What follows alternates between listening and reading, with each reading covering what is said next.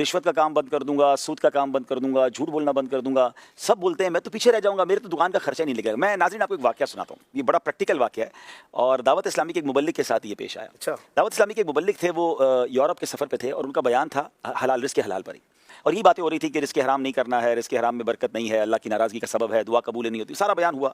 Programme کے بعد ایک ینگ سا نوجوان ان کے پاس آیا اور آنکھوں میں اس کے آنسو تھے. کہتے مولانا صاحب آپ نے بیان تو کیا اور واقعی آپ صحیح کہہ رہے ہیں کہ حرام نہیں کرنا چاہیے. میرا ایک اسٹور ہے یورپ میں اور اس اسٹور پہ شراب بھی بکتی ہے اور ہماری زیادہ سیل شراب پہ ہی ہے.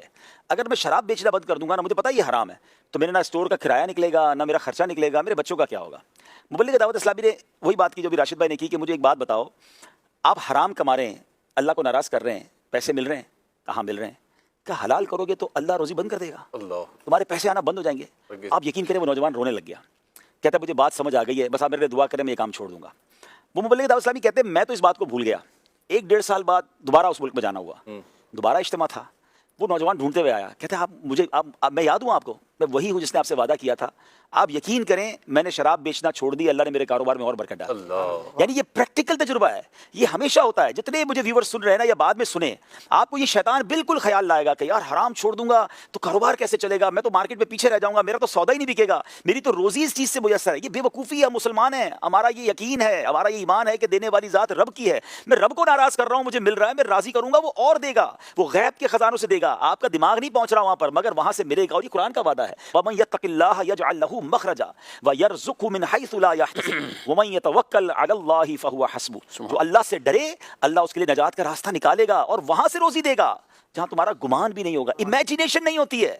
آپ سوچیں کہ کیسے ہوگا, عقل یہ کہہ رہی ہے, شیطان یہی دماغ بتائے گا کہ ہو ہی نہیں سکتا, مگر قرآن کا وعدہ ہے نا, وَيَرْزُقْهُ مِنْ حَيْثُ لَا يَحْتَسِبُ, اللہ وہاں سے دے گا جہاں تمہارا گمان بھی نہیں ہوگا. اور آیت کا اگلا جز کتنا حوصلہ دے رہا ہے, وَمَن يَتَوَكَّلْ عَلَى اللَّهِ فَهُوَ حَسْبُهُ, جو اللہ پر بھروسہ کرے اللہ اس کے لیے کافی ہے. لوگ کہتے ہیں یار عزت اور مزے تو پیسے والوں کے ہیں. اصل ناظرین آج سمجھ لیں, برکت کوانٹٹی کا نام نہیں ہے, برکت کوالٹی کا نام ہے. آپ سمجھتے ہیں جس کی گاڑیاں زیادہ, جس کے بنگلے زیادہ, جس کے ملازم زیادہ, اور جس کی اللہ تللے جناب اس کو برکت ہے, یہ بھول ہے آپ کی.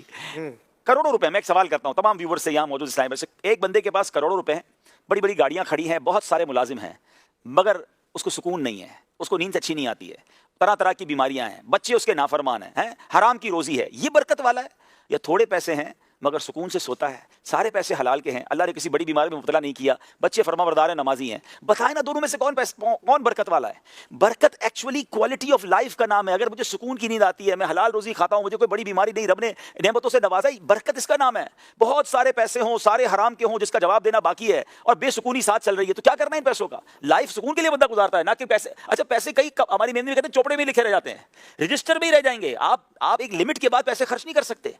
ایک لمٹ کے بعد پیسے صرف آپ کے اکاؤنٹس میں ہی رہتے ہیں. آپ سونے کے دیوالے تو نہیں کھا سکتے نا, سونے اور ڈائمنڈ کے کپڑے تو نہیں پہن سکتے. ایک لمٹ کے بعد نارمل لائف ہوتی ہے سب کی, گاڑی آ گئی, اچھے کپڑے آ گئے, اچھا کھانا پینا ہو گیا, اور کیا کرو گے؟ لیکن وہ حرام کی ایک بس بڑھتے جائیں. ایک ہوتی ہے لالچ, ایک ہوتی ہے ہوس. سیٹھ جی کو فکر تھی ایک کے 10 کیجئے, موت آ پہنچی کہ حضرت جان واپس کیجئے, پھر سب چلا جاتا ہے.